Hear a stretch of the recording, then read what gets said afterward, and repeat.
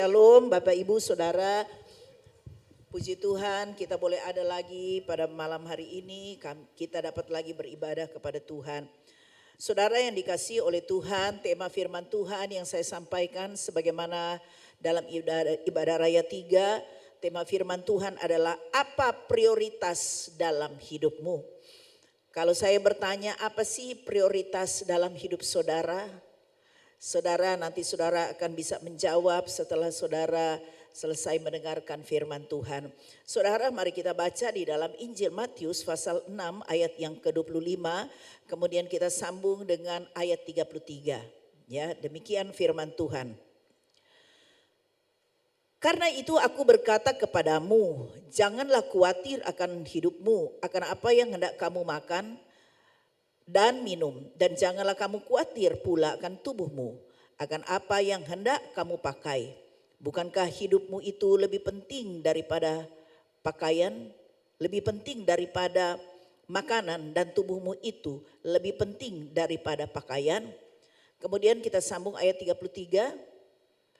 Tetapi carilah dahulu kerajaan Allah dan kebenarannya, maka semuanya itu akan ditambahkan kepadamu. Saudara-saudara, kalau saudara baca perikopnya, di sini tema dari perikopnya itu atau judulnya adalah hal kekhawatiran. Tuhan Yesus banyak berbicara soal kekhawatiran. Saudara-saudara yang dikasihi oleh Tuhan Yesus Kristus, dalam ayat yang kita sudah baca tadi di dalam Injil Matius 6 ayat 25, kita akan melihat dulu ya. Injil Matius ayat yang ke-25, kalau kita baca di dalam terjemahan aslinya, saudara, demikian. Oleh karena itu aku berkata kepadamu, janganlah khawatir tentang apapun yang kamu perlukan dalam hidupmu, seperti makanan dan minuman. Dan janganlah khawatir tentang apapun yang kamu perlukan untuk tubuhmu seperti pakaian. Karena pasti ada hal dalam hidupmu yang lebih penting daripada makanan dan pakaian. Saudara, saya tekankan ini ya. Pasti ada hal dalam hidupmu yang lebih penting. Kalau di dalam terjemahan bahasa Indonesia, terjemahan yang kita sudah baca tadi, saudara, itu dikatakan bahwa bukankah hidup itu lebih penting daripada makan dan tubuhmu itu lebih penting dari pakaian? Kata hidup di sini, bukankah hidup itu lebih penting? Hidup ini, saudara, dalam bahasa aslinya itu ditulis suhe. Suhe itu berarti berbicara soal jiwa, soal nyawa. Jiwa tidak bisa dilihat, kalau tubuh ini bisa dilihat. Saya seperti apa, saudara semua seperti apa. Tetapi jiwa itu tidak bisa dilihat. Nah saudara-saudara, Tuhan Yesus semua mengatakan kepada kita semua, atau Tuhan Yesus ingin menekankan kepada kita, bahwa sebenarnya kekhawatiran manusia itu hanyalah pada hal-hal yang dibutuhkan untuk hidup di dunia. Makan, minum, pakai, tetapi sebenarnya saudara bukan hanya itu. Ya, sebenarnya Tuhan Yesus dalam menyampaikan itu mencakup banyak hal. Ya, karena masa kita cuma mau makan, minum, pakai. Nah, rumah dang, ya tentu kita perlu rumah. Ya, kendaraan. Banyak hal, kita harus bekerja. Ya, kalau yang sudah berkeluarga, punya anak, bagaimana menyekolahkan anak, ya.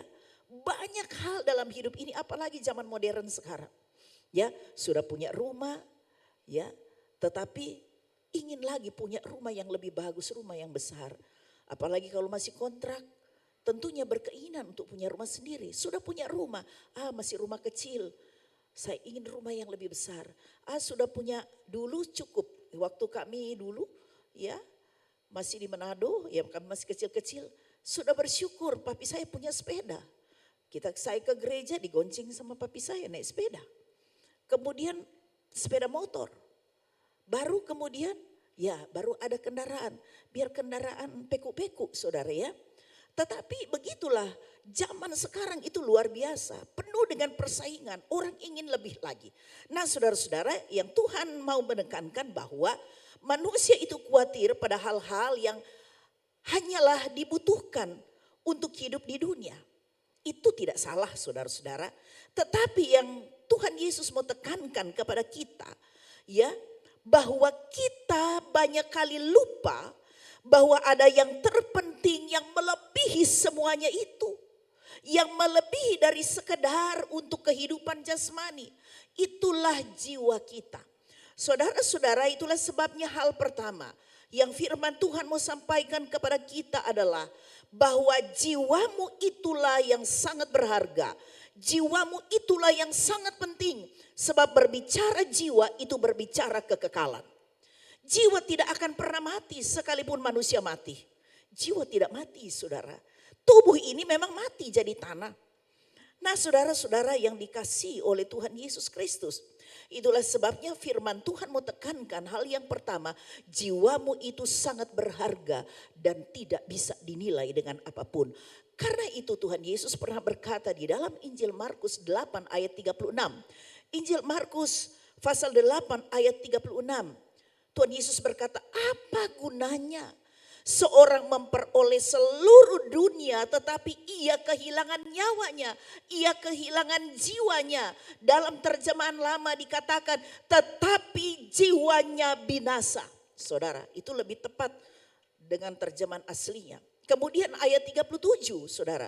Tuhan Yesus melanjutkan, karena apakah yang dapat diberikannya sebagai ganti nyawanya? Tidak ada. Sekalipun seisi dunia ini kita bisa miliki. Tidak bisa dibandingkan dengan harga atau nilai jiwa kita, tidak bisa. Apa gunanya? Seseorang bisa kaya raya, punya apa saja, namanya sangat populer. Tetapi apa gunanya kalau dia mati, semua itu dia tinggalkan. Jiwanya itulah yang menjadi tanda tanya. Kemanakah jiwa itu akan pergi? Sebab jiwa itu kekal. Nah inilah yang mau disampaikan oleh Tuhan Yesus. Nah sayangnya saudara-saudara, ada banyak kita sebagai manusia, termasuk kita orang-orang percaya, bahwa kita hidupnya lebih dikuasai oleh karena kekhawatiran pada hal-hal yang hanya bersifat jasmani. Kita khawatir untuk hal-hal yang bersifat jasmani. Berbicara jasmani itu berbicara hal yang sementara. Saudara-saudara, kita hidup ini bukan selamanya. Ya ada yang umur pendek, ada yang setengah panjang, ada yang panjang sekali. Kita tidak tahu saudara-saudara. Minggu lalu Ibu Pendeta Muda Sherin Sakati sudah menyampaikan itu ya. Soal kita hidup, kita harus berjaga-jaga karena ada pertanggungjawaban. Nah saudara-saudara, itulah sebabnya Tuhan mengingatkan jiwamu dan jiwaku itulah yang sangat berharga. Tetapi sayang ada banyak manusia yang terlalu dikuasai karena kekhawatiran yang hanya untuk hal-hal yang bersifat jasmani. Itulah sebabnya Tuhan Yesus menyampaikan hal ini, memberikan pengajaran, jangan kamu khawatir dengan apa yang kamu butuhkan. Tetapi yang terpenting itu jiwamu loh. Apakah engkau memikirkan setelah saya tinggalkan dunia ini, kemana jiwa saya? Nah saudara-saudara, bahkan ada yang lebih keterlaluan lagi. Ada banyak orang, termasuk orang Kristen, sangat khawatir akan hal-hal yang belum tentu itu terjadi.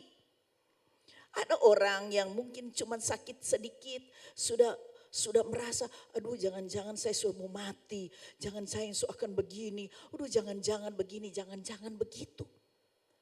Saudara-saudara, dan ada banyak yang mengkhawatirkan hal-hal yang sebenarnya itu belum terjadi dan tidak akan mungkin itu tidak akan terjadi. Atau aduh saya mau pindah rumah Jo, apalagi waktu ada bencana tuh saudara tahun 2018. Banyak orang sudah khawatir, Sudah keluar dari Palu, aduh takut, aduh nanti bagaimana ada gempa, so pindah rumah ya, pindah ke daerah lain karena ketakutan. Akhirnya di daerah lain juga bingung, aduh bagaimana kita mau tinggal di mana? Ya mungkin ada keluarga, tapi kita mesti cari rumah, kita mulai lagi dari nol karena kekhawatiran.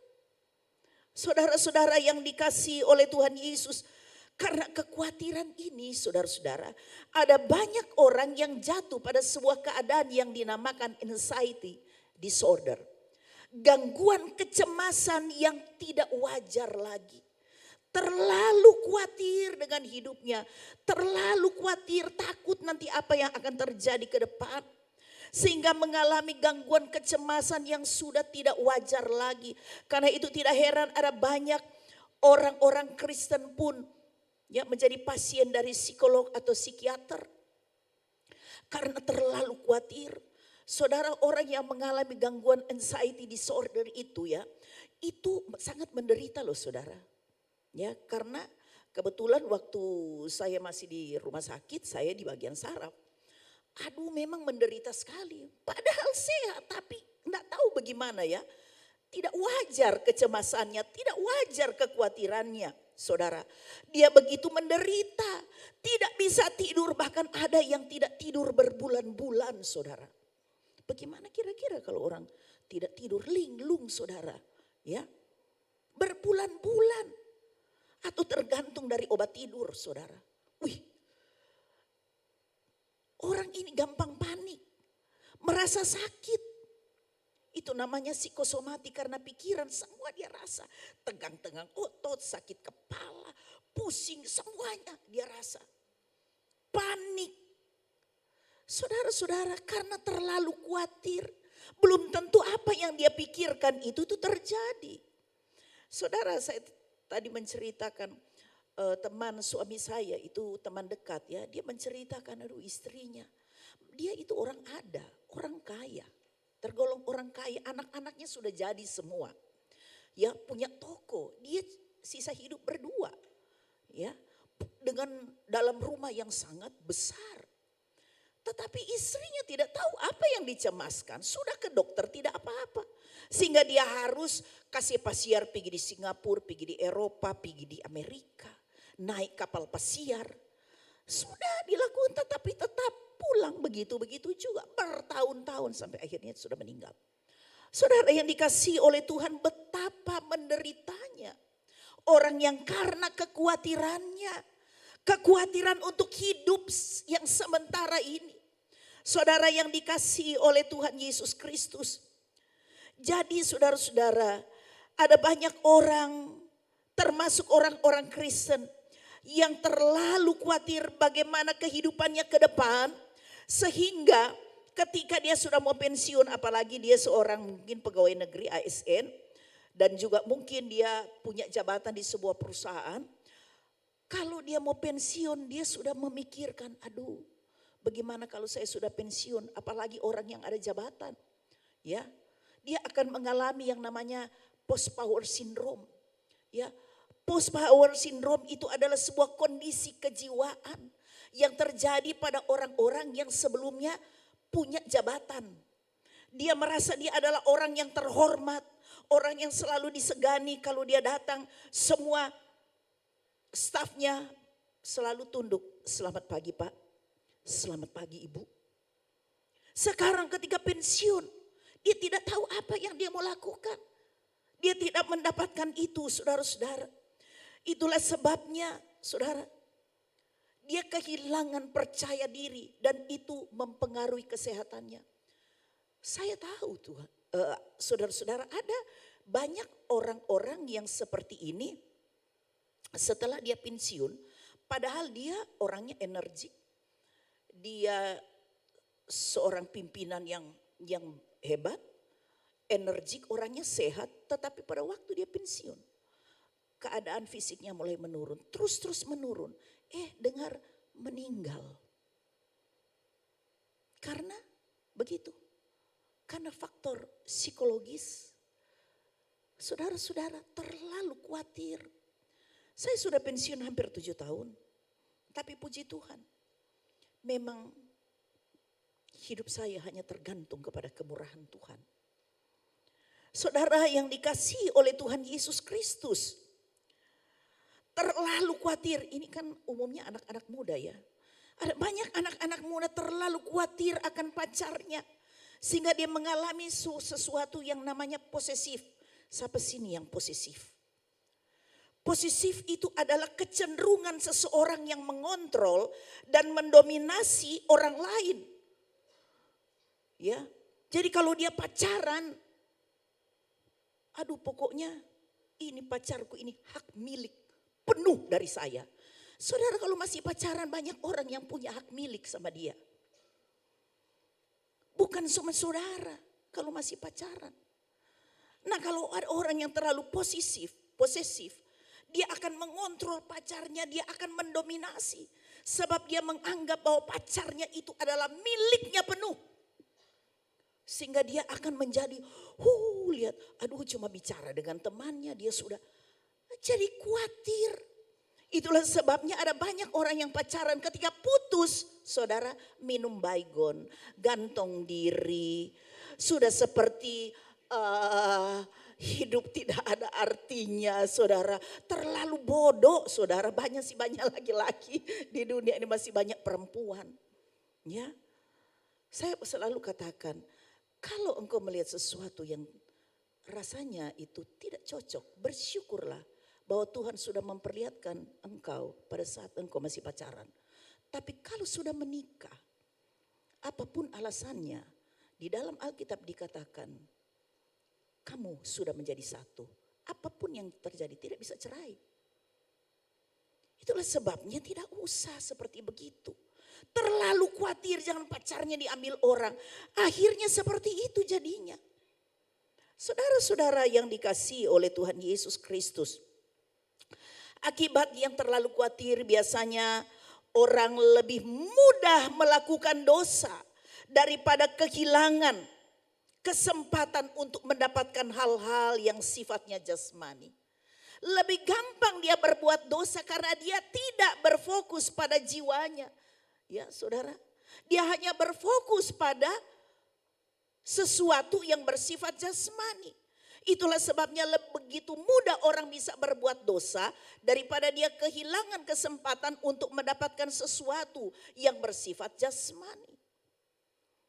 Kan itu saudara-saudara, ada banyak orang yang melakukan hal-hal yang tidak baik, mengambil jalan pintas ya. Karena untuk mendapatkan sesuatu, kendati dia berdosa. Itu sebabnya ada istilah pelakor, perebut laki orang. Ada pebinor, perebut bini orang. Karena dia melihat biar dia sudah punya istri atau sudah punya suami tetapi kaya. Dia lebih mudah berbuat dosa. Karena dia tidak terfokus pada jiwanya. Apa yang akan dia dapatkan itu saudara-saudara, itu hanya sementara. Aduh saudara-saudara yang dikasihi oleh Tuhan, kalau saya mendengar berita-berita di televisi, ada banyak orang-orang yang seperti begini ya, tersembunyi. Akhirnya menderita sendiri. Ada yang dibunuh, ada yang sudah sewa orang untuk membunuh. Mengerikan saudara, sesuatu yang kita hanya kejar untuk hal-hal yang bersifat jasmani. Itu berbahaya. Karena itu saudara-saudara, Tuhan mau mengingatkan, jiwamu itulah yang paling berharga, yang paling bernilai. Ada banyak orang yang mudah mengorbankan Tuhan Yesus. Begitu mudah mengorbankan imannya. Daripada dia harus kehilangan kesempatan untuk mendapatkan harta, mendapatkan jabatan. Saudara, ada kan banyak orang-orang Kristen yang karena diiming-imingi, jadi mendapatkan kepala dinas, kepala bagian ini. Tapi harus tinggalkan imannya. Banyak saudara. Saudara yang dikasihi oleh Tuhan, terlalu mudah. Jiwa kita tidak bisa diukur dengan apapun yang ada di dunia ini, saudara. Dosa itu pembunuh kehidupan. Tidak ada dosa yang berakhir dengan happy ending. Tidak ada. Dan saya mau katakan dosa yang terbesar dan berakibat kebinasaan kekal bagi jiwa kita adalah ketika kita menolak Yesus. Ketika kita tidak percaya pada Yesus Kristus yang ada Tuhan dan Juru Selamat. Yesus berkata, karena begitu besar kasih Allah akan dunia ini. Yohanes 3:16. Sehingga ia mengaruniakan anaknya yang tunggal. Supaya setiap orang yang percaya kepadanya tidak binasa. Melainkan beroleh hidup yang kekal. Saudara, ini jelas. Ya, Allah telah mengaruniakan anaknya yang tunggal, itu Yesus Kristus. Yang percaya tidak binasa. Yang tidak percaya pasti binasa. Saudara, kita harus pegang ini yang menjadi dasar dari iman kita. Yesus sendiri berkata, Injil Yohanes 14 ayat 6. Akulah jalan dan kebenaran dan hidup. Tidak ada seorang pun yang datang kepada Bapa kalau tidak melalui aku. Adakah tokoh agama di dunia ini yang menyampaikan, membuat pernyataan seperti Yesus? Tidak ada. Yang berkata, akulah jalan dan kebenaran dan hidup. Tidak ada yang bisa masuk surga kalau engkau tidak percaya dan mengikut aku. Tidak ada. Cuma Yesus. Karena dia adalah firman Allah yang menjadi manusia. Saudara yang dikasihi oleh Tuhan. Itulah sebabnya saudara. Jangan kita begitu mudah mengorbankan anugerah Allah yang besar. Kita sudah terima Yesus, jangan mudah kita korbankan Yesus yang adalah sumber kehidupan. Saudara-saudara yang dikasihi oleh Tuhan. Itulah sebabnya Tuhan Yesus pernah berkata di dalam Injil Matius 10 ayat 28. Yesus berkata demikian. Injil Matius 10 ayat 10 dan 8. Dan janganlah kamu takut kepada mereka yang dapat membunuh tubuh. Tetapi tidak berkuasa membunuh jiwa. Takutlah terutama kepada Dia.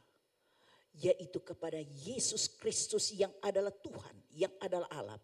Yang berkuasa membinasakan baik jiwa maupun tubuh di dalam neraka.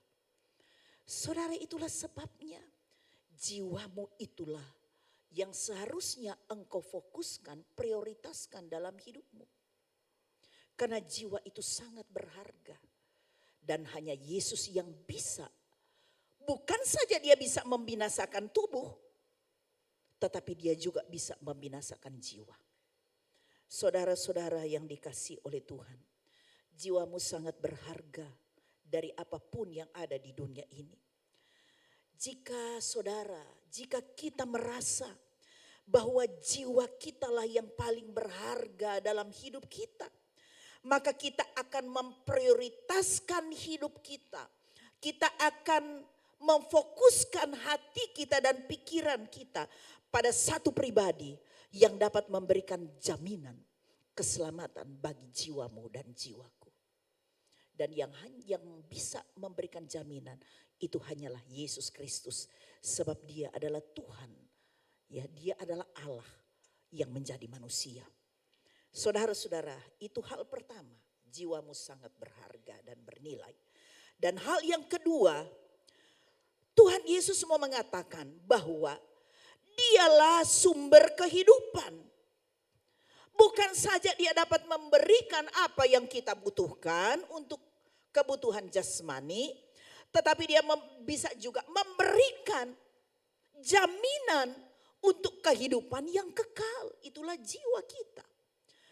Matius 6 ayat 33 kita baca kembali.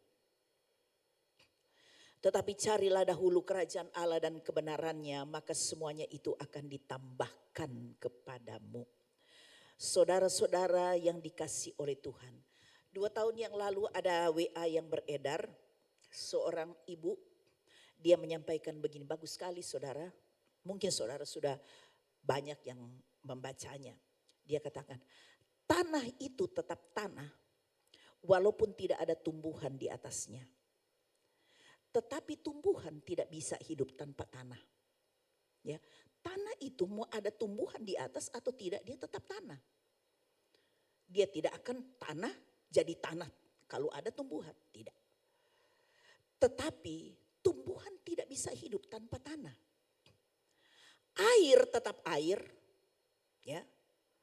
Air, ya tetap air sekalipun tidak ada ikan. Tetapi ikan tidak akan bisa hidup tanpa air, betul saudara? Air di laut tidak akan mengering kalau karena tidak ada ikan. Sungai tidak akan menjadi kering karena tidak ada ikannya. Tetapi ikan tanpa air dia pasti akan mati. Sebab ikan tergantung dari air. Tumbuhan tergantung dari tanah. Begitu juga dengan Tuhan. Tuhan mau ada manusia atau tidak, dia tetap Tuhan. Dia tetap Allah yang maha kuasa, Allah pencipta alam semesta. Tuhan itu tetap Tuhan sekalipun manusia tidak percaya. Sekalipun mungkin saudara tidak percaya, tetapi dia tetap Tuhan. Dia tetap Allah yang maha kuasa.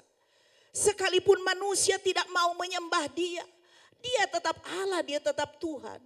Sekalipun manusia menghina dia, memfitnah dia, tidak pernah dia turun derajatnya. Karena hinaan kita, dia tetaplah Allah yang maha kuasa. Saudara-saudara, karena itu kita tidak perlu bela Tuhan. Masakan manusia bisa bela Tuhan? Berarti dia memposisikan dirinya lebih dari Tuhan. Tuhan tidak perlu dibela. Karena kita membutuhkan Tuhan yang bela kita. Saudara-saudara yang dikasihi oleh Tuhan. Bagaimana dengan manusia? Tuhan tanpa manusia tetap Allah, tetap Tuhan. Tetapi manusia tanpa Tuhan pasti mati. Mari kita lihat di dalam Injil Yohanes pasal 15 ayat 5 saja sampai 6. Saudara nanti bisa baca satu perikop ini. Demikian. Akulah pokok anggur. Ini kata Tuhan Yesus. Akulah pokok anggur. Dan kamulah ranting-rantingnya. Barang siapa tinggal di dalam aku dan aku di dalam dia, ia berbuah banyak. Sebab di luar aku kamu tidak dapat berbuat apa-apa. 6. Barang siapa tidak tinggal di dalam aku, ia dibuang keluar seperti ranting dan menjadi kering. Kemudian dikumpulkan orang dan dicampakkan ke dalam api lalu dibakar. Tuhan Yesus mengilustrasikan bahwa dia itu pokok anggur. Pokok anggur ini adalah ya pokok. Ya dia itu sumber kehidupan karena ada akar. Akarnya itu di dalam tanah. Jadi pohon itu bertumbuh karena ada akarnya. Ya, yang menyerap makanan-makanan zat-zat untuk kebutuhan dari pohon itu, pohon anggur itu. Kita ini adalah ranting-rantingnya. Selama ranting itu melekat pada pokok, dia akan hidup. Dia akan berbuah-buah yang banyak. Tetapi ketika ranting itu terlepas, maka ranting itu akan mati. Dan kemudian dia akan menjadi kering, dikumpulkan dan kemudian dibakar. Namun saudara, ketika ranting itu terpisah, dia tidak langsung jadi mati, jadi kuning, jadi kering, tidak. Perlahan-lahan. Mungkin saja, saudara lihat saja mungkin tanaman di rumah saudara kalau ada tanaman. Kalau waktu jatuh dia terlepas, dia masih hijau. Mungkin nanti besok baru dia mulai ya ada kuning-kuningnya sedikit.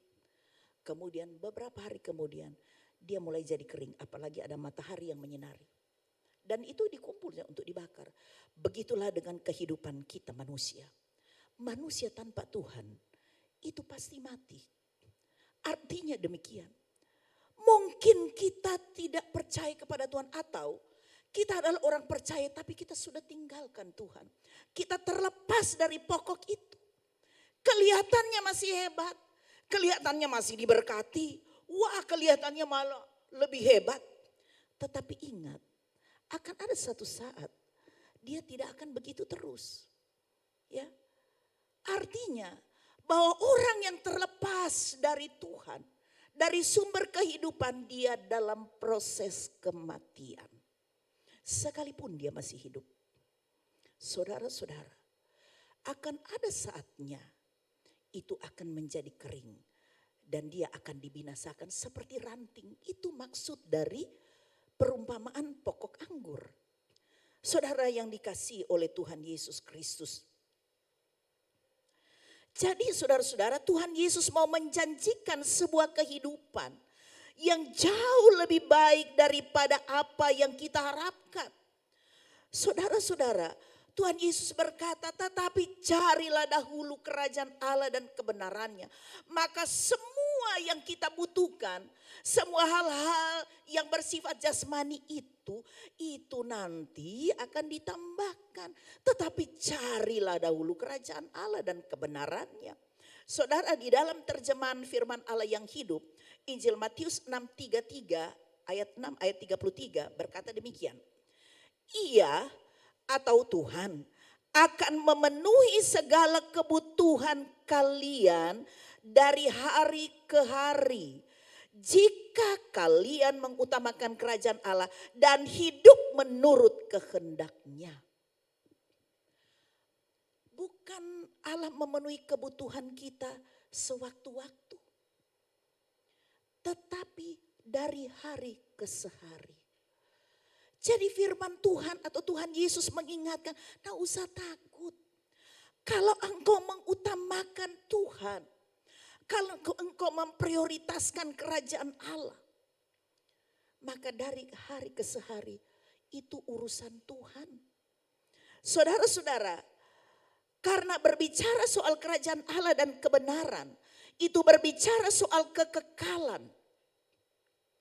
Jadi memprioritaskan kerajaan Allah dan kebenarannya, itu berarti kita menjadikan Yesus Kristus sebagai Tuhan atas seluruh aspek hidup kita.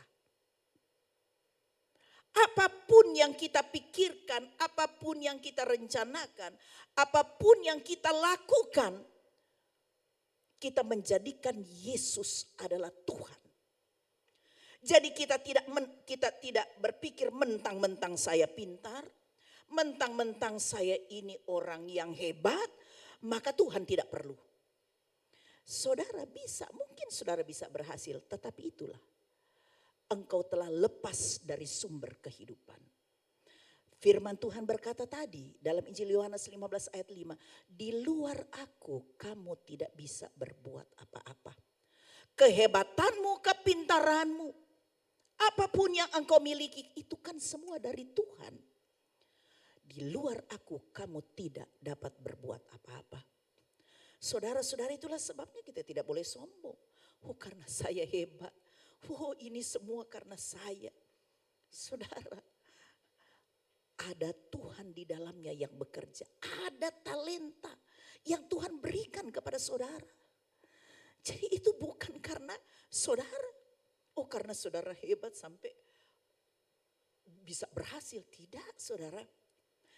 Nah itulah sebabnya saudara-saudara, Tuhan mau berbicara bahwa mengutamakan kerajaan Allah dan kebenarannya atau melakukan atau hidup menurut kehendak-Nya, itu berarti kita menjadikan Yesus Kristus sebagai Tuhan atas seluruh aspek hidup kita.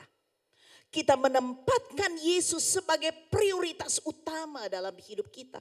Bukan berarti kita selalu ada di gereja, terus-terus tidur di gereja, melayani tanpa kerja, tidak. Tetapi apapun kesibukan kita, saudara, apapun yang menjadi tugas-tugas kita, jangan kita lupakan ada sesuatu yang lebih penting dari semuanya. Silahkan saudara, sekolah tinggi-tinggi, silahkan saudara bekerja, tapi ingat, engkau harus memprioritaskan Tuhan di atas segala-galanya. Saudara yang dikasihi oleh Tuhan, ada pertanyaan, apa sebenarnya yang saudara utamakan dalam hidupmu? Tadi toh dalam tema, apa yang menjadi prioritas hidupmu? Dan apa sebenarnya engkau cari dalam hidup ini? Apa saudara-saudara? Saudara yang dikasihi oleh Tuhan, Kalau kita hanya semata-mata kita mengutamakan supaya ya aku hidup di dunia supaya aku bahagia, itu yang saya utamakan. Yang saya utamakan adalah supaya saya hidup tidak berkekurangan. Itulah sebabnya saya bekerja keras. Yang saya utamakan adalah ya untuk kehidupan keluargaku. Sehingga aku harus bekerja keras. Kalau saudara hanya itu yang saudara utamakan, maka saudara bisa lupakan Tuhan. Apa yang engkau cari? Jika dalam hidup saudara, yang saudara cari adalah semata-mata harta atau uang yang banyak. Supaya engkau menjadi kaya. Yang engkau cari adalah supaya engkau mendapatkan kedudukan atau kekuasaan. Maka satu saat saudara bisa menghalalkan segala cara. Mengapa demikian? Saya mau katakan jika di dalam kehidupan kita tidak ada kepentingan Tuhan yang memotivasi hidup kita. Kita bisa sukses. Mungkin kita bisa sukses. Tetapi kesuksesanmu itu semu. Kesuksesanmu itu palsu. Tidak semua yang baik itu betul-betul baik. Tidak semua obat itu manis. Ada banyak obat-obat yang menyembuhkan. Itu rasanya pahit. Saudara yang dikasih oleh Tuhan. Engkau boleh sukses, tetapi hanya sebatas di dunia ini. Berapa lama saudara hidup? 100 tahun? Belum tentu saudara. Ada orang mati muda. Itulah sebabnya saya katakan kesuksesan mungkin kita bisa. Ya, ketika kita melakukan sesuatu tanpa ada kepentingan Tuhan. Tanpa kita cari Tuhan bisa sukses, tapi kesuksesanmu, kesuksesan yang semu. Saudara-saudara, saya mau menceritakan ya kesaksian saya. Saya waktu SMP, SMA ya sebenarnya sudah dari SMP, papi saya itu punya kerinduan untuk kalau saya sudah tamat SMA, saya disekolahkan ke Fakultas Kedokteran. Walaupun kita ini bukan orang kaya, saudara, tetapi papi saya berusaha ya sedemikian rupa. Itu sebabnya ya kita buka warung ya. Bukan warung besar, warung kecil saudara ya. Dikenal waktu itu di Tikala, di Manado, warung polisi. Karena papi saya polisi. Nah saudara-saudara, karena menurut papi saya profesi saya itu lebih banyak kita bisa melakukan kemanusiaan. Idealis ya saudara. Melakukan kemanusiaan ya, menolong orang ya. Jadi kita bisa itu, anak saya itu tentu pikiran papi saya bisa menjadi berkat sebab menolong orang-orang yang sakit. Dan juga papi saya berkeinginan supaya anak saya itu bisa menjadi saksi. Itu kerinduan papi saya, itulah sebabnya papi saya selalu ulang-ulang sama saya sebab saya anak yang paling tua. Papi saya bilang, profesimu nanti sebagai dokter itu hanyalah sarana untuk engkau dapat memuliakan Tuhan dengan profesimu. Itu yang diulang-ulang. Profesi itu hanya sarana. Bukan untuk engkau banyak uang dan supaya engkau kaya. Dan memang saya sampai pensiun saya bukan dokter yang kaya saudara. Dibandingkan dengan teman-teman seprofesi saya. Saya bukan dokter yang kaya. Karena papi saya katakan profesimu itu sebagai sarana. Agar supaya Tuhan dipermuliakan dalam hidupmu. Saudara-saudara yang dikasihi oleh Tuhan Yesus Kristus. Itulah sebabnya saya selalu teringat firman Tuhan yang berkata 1 Korintus 6 ayat 20. Sebab kamu telah dibeli dan harganya telah lunas dibayar. Karena itu muliakanlah Allah dengan tubuhmu. Dimanapun kita berada dalam keadaan apapun. Apapun atau dimana apapun profesi kita. Muliakanlah Tuhan dengan tubuhmu. Itulah yang tepat. Saudara-saudara yang dikasihi oleh Tuhan. Dan memang saya tidak kaya. Tetapi rupanya Tuhan setelah saya sudah melayani Tuhan, tetapi saya tidak menyangka saya harus jadi gembala.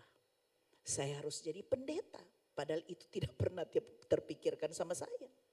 Ada rencana Tuhan. Rencana yang terbaik buat saya. Yang belum tentu itu dimiliki oleh dokter-dokter yang lain. Belum tentu. Tapi ada banyak juga dokter yang jadi hamba Tuhan. Saudara yang dikasihi oleh Tuhan Yesus Kristus, kembali pada pertanyaan tadi. Apa yang saudara utamakan dalam hidupmu? Apa yang saudara cari? Kalau saya bisa simpulkan saudara-saudara, ya, bahwa motivasimu atas sesuatu yang sesuai dengan hati Tuhan akan menentukan jalan hidupmu sesuai dengan rancangan Tuhan yang terbaik. Apa motivasi saudara? Saudara mau jadi dokter, saudara mau jadi insinyur, saudara mau jadi ahli hukum, ahli ekonomi, saudara mau jadi guru. Apa motivasimu? Oh, supaya aku bahagia, supaya saya dapat pensiun. Kalau hanya itu saudara-saudara, tidak ada kepentingan Tuhan, maka saudara kemungkinan besar tidak akan mendapatkan itu. Tidak akan mendapatkan seperti apa yang saudara inginkan.